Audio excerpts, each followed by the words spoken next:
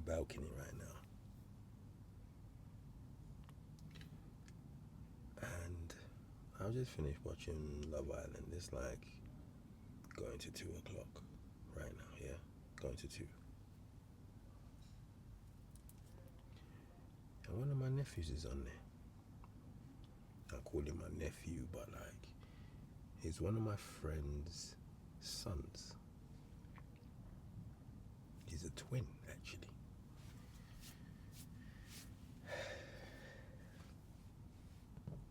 Cach. So, he's on Love Island right now, doing his thing. You know what I mean? Really proud of him. Very emotional, intelligent young man. And we've discussed this before, like,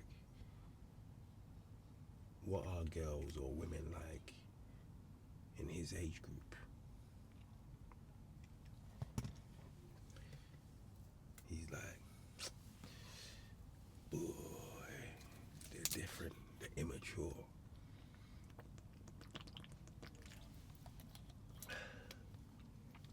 He says they're immature. So now he goes into Love Island and he's having to deal with these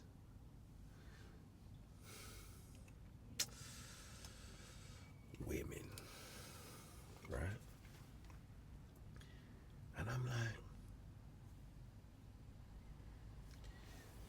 the first bit that nearly broke my heart as a man, as an uncle figure. I've got loads of nephews and nieces.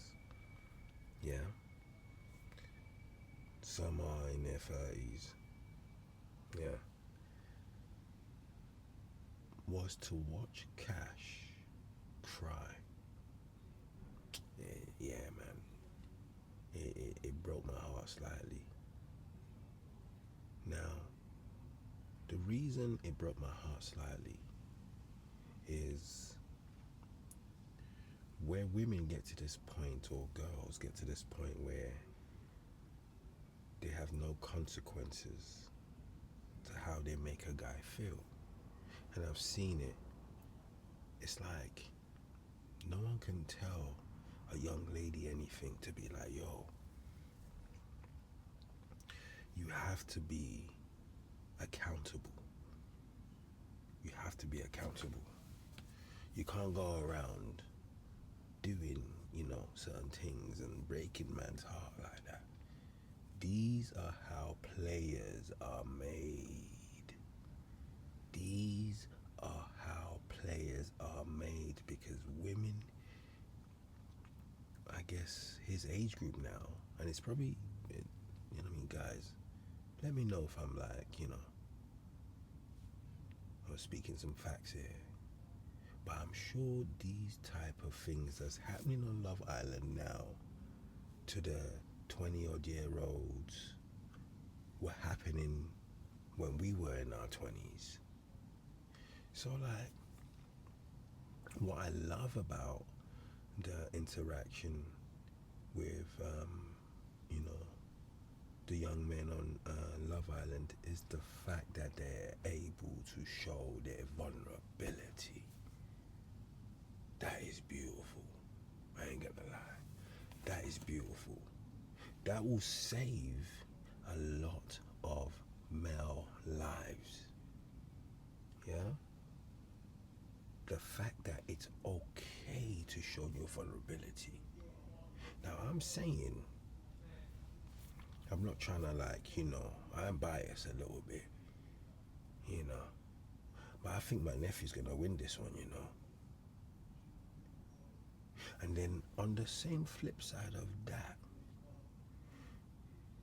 the girl he has chosen, or that has necessarily chosen him, has a tattoo of Medusa on her back. Yo, famalam, ain't you lot seeing what I'm seeing?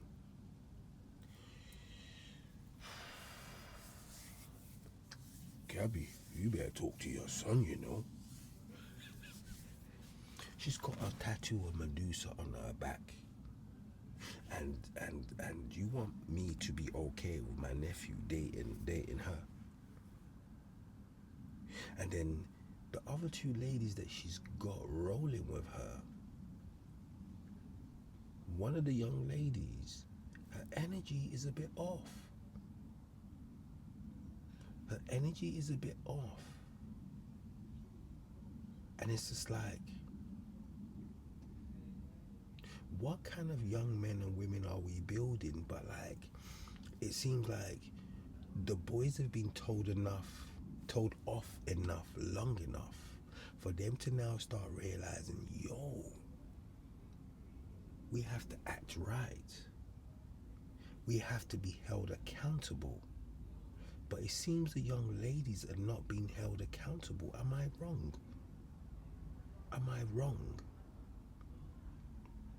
Like, listen, moral standards, blah, blah, blah. I understand. Love Island's a TV show. Last time I did one of these reviews, I was in a kimono when I was living in Southeast London with my then girlfriend. You know, reviewing how Marcel was trying to be friends with everybody else before, you know, he found his own girl. He was playing Doctor, you know, the spin doctor or Dr. Love with everybody else before he found a lover himself. Which I don't even think that worked out, but anyway, that's not why we're here. My point is, that's how long it's been since I did one of these Love Island reviews. When I'm watching it and I'm seeing or realizing how young the Love Islanders are, it makes me feel like an uncle.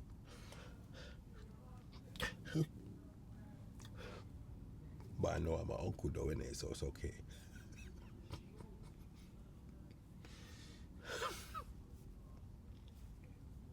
I can't laugh too hard. But what I'm saying is, like, in all honesty, all seriousness, I'm a bit skeptical or a bit scared. Not scared, I guess. I guess I'm recognizing what is probably happening to Cacherel right now as he's on this show, where it's nearing, I don't even know where it is, towards the end, blah, blah. It looks like I just jumped in about 3, 4, 5 episodes ago or something like that. You know what I mean? So I'm a little bit behind. I didn't know. I forgot Cacherel was on it. I forgot Cach was on it. So I was just like, yo, Love Island's on, yeah? Alright, cool. Let me see who's on there. Raw Cach. Oh yeah, that's what he was talking about. Rare. Oh, nice one. Yeah? And even the fact that he put out a couple of things out about, you know, him being on JLS, like, obviously he was lying, and then, you know, being a table tennis. I don't think I've ever played Cach, table tennis. But my other niece, Kay, who lives in Atlanta, Georgia, well, she lives in Georgia, but, you know, Atlanta's the closest bit that you guys will recognize. But anyway, I think they kind of went out on a day trip with my big bro Cabral, and they played table tennis. But, like, my point is, listen, I feel like with my nephews and nieces that I've been able to talk to them about vulnerability, and that it's okay to show vulnerability because you can see the depth and the realness in somebody when they're able to openly show you vulnerability. Like, but trust me, it's caught me once. This one young lady still, an American girl, you know who you are. She pulled out all her heart. I know you can hear this plane. Probably going to Mallorca. We always go to Mallorca around this time. Stansted Airport just round the corner. That's a big bloody plane, isn't it? Jesus Christ. Oh, it's gone now. Anyway, as I was saying, this young lady that I dated once, before my missus that I'm with now, yes, I'm not single, ladies, anymore. Got myself a nice, lovely lady. I can't even speak. She got me tongue twisted. I think I'm in love. But anyway, as I was saying, this previous girl, lady, woman, she had me round her little finger on her first date night. Why? She showed me vulnerability. And I was like, oh. She told me this story about when she went on a trip with her girls to Vegas. She's American, remember I told you, yeah? Went on a trip, no, and she's not Medusa gal either. Don't get any ideas. We don't roll like that. Anyway, went to Vegas and she had, puff give as you do, when you're in your sort of mid-20s or whatever, puff give, But I think there was something in that puff that when, the girl I dated took it, it apparently knocked her out. She was out for days or something, and almost in a coma. At least this is the story she told me. Now, I make this point to let you know that because she told me about how she was in her vulnerable state, I fell for her. Like on some, rah, you feel like that, yeah? And I had never been bamboozled like that. She was like, yo, I'm doing my master's right now in psychology. No, the psychology of economics or something like that, yeah? Yeah, by the time I hit that age, I definitely want to be having a child and be, I want to get married and have a child, And she was Nigerian. My mum would have been happy. Nigerian. She couldn't speak a word of Yoruba though. Èmi gbọ́ Yorùbá dáadáa, èmi lè sọ Yorùbá dáadáa ju òun pàápàá lọ. Don't worry, I'll put the subtitles in the back. Well, you probably should have seen them by now. Otherwise, there's a delay. Delay. But anyway, I was besotted because she showed me that vulnerability. Now, my point is, first of all, just on the second point, first of all, are women holding certain men hostage via this show of vulnerability that we fall into, this trap? Is that what's happening right now? Because I'm watching this show, I'm watching Love Island, yeah? And I'm like, rah, these women are just playing with these men's feelings, yeah? On some puppeteering type of thing. Rah, that's emotional blackmail, Deep. These are how players are made. If no one talks to these young men, the psychologist is on these shows, talk to these young men and let them know that they don't have to go down that road and be players. I don't want to be a player no more. You don't want to be singing them songs there. I want to find someone I can think my life on.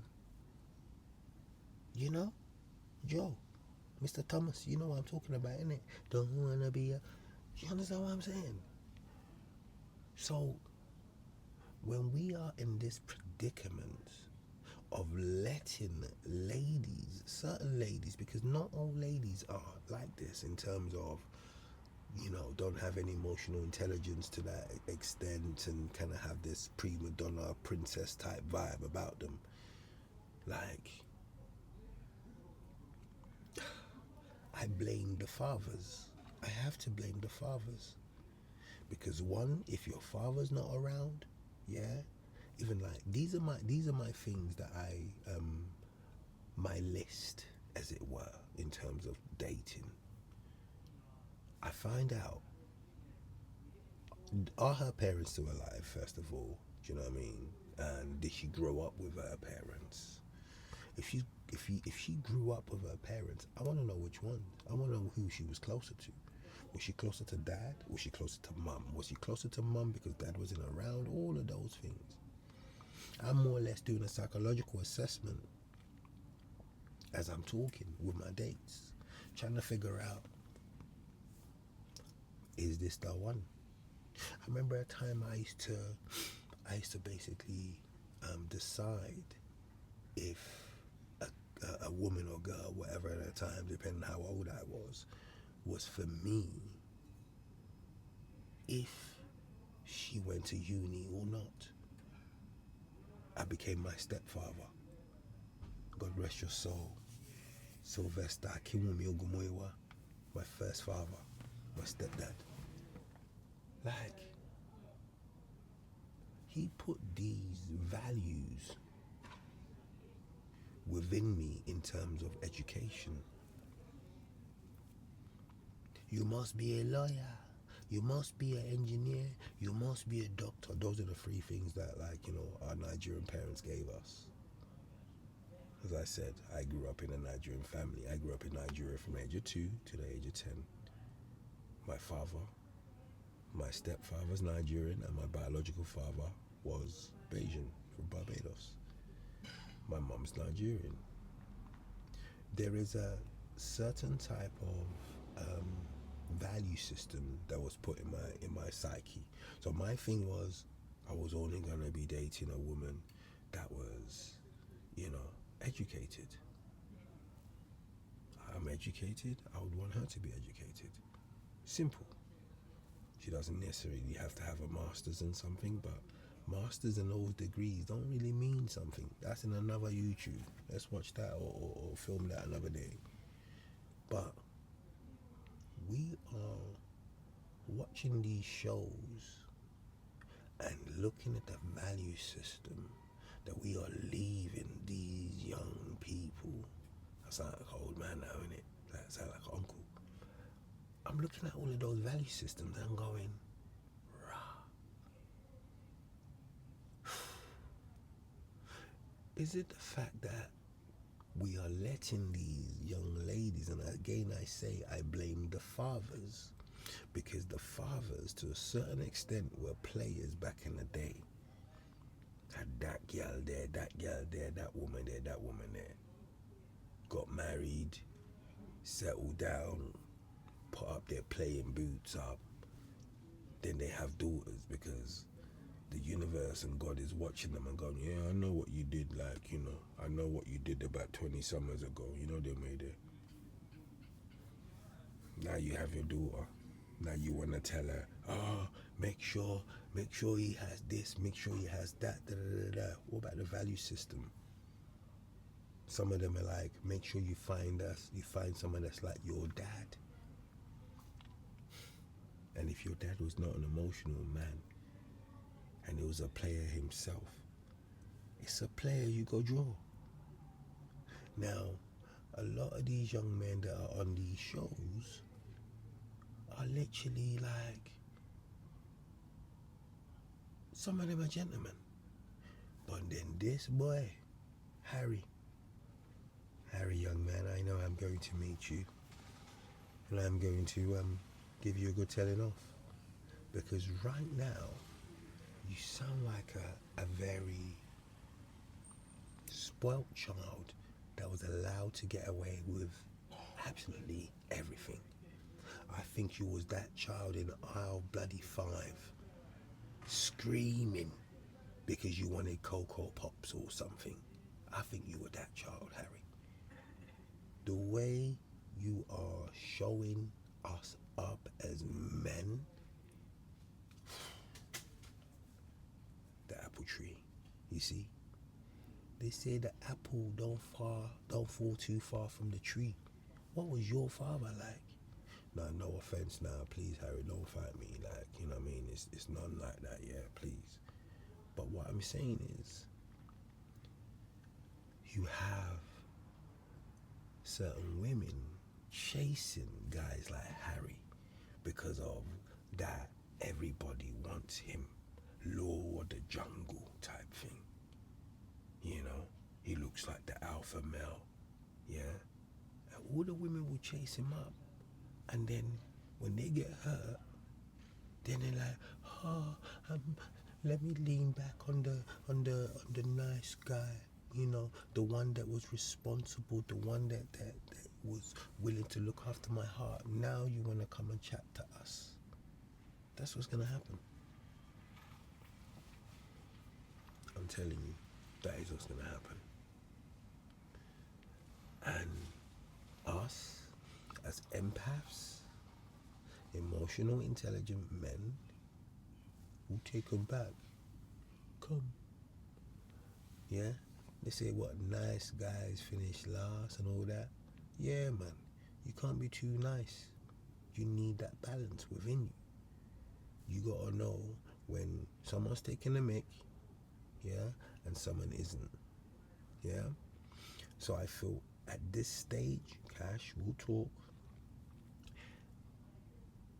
Are you making your decisions based on... Did he make his decision based on the fact that this young lady with the Medusa tattoo in her back is really Medusa, or she really is into my nephew?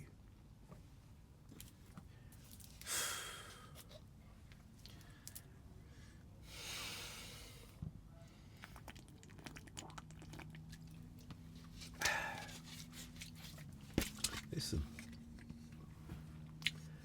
let me just show you my peace lily. And I got some plants there with a bit of, what's it called? Candles and that.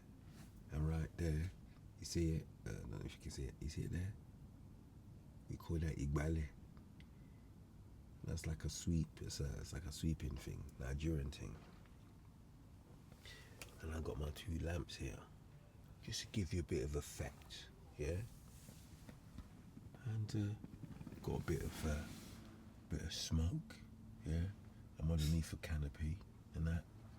Yeah, it's rather nice. This, yeah. Put you exactly where you were. Yeah, well, that's what I'm talking about. Oop. Is that gonna? Yeah, it's gonna stay. What kind of message are we sending our children? What kind of message are we sending our young men, young women?